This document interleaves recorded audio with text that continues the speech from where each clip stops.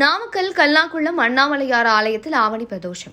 நாமக்கல் மாவட்டம் ராசிபுரம் அடுத்த கல்லாங்குளம் அண்ணாமலையார் கோவிலில் நேற்று ஆவணி மாத வளர்பிறை பிரதோஷ தினத்தை முன்னிட்டு மூலவர் மற்றும் நந்தி பகவானுக்கு பால், தயிர், பஞ்சாமிர்தம், விபூதி, சந்தனம் உள்ளிட்ட பல்வேறு அபிஷேகங்கள் நடைபெற்றது.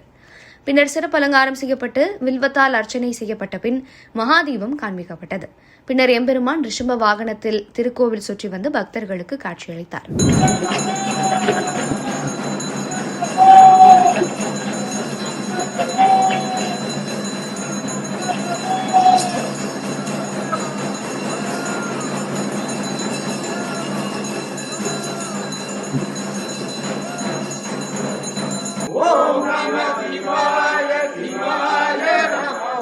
शिवाय नमः ओम शिवाय नमः ओम शिवाय नमः ओम शिवाय नमः ओम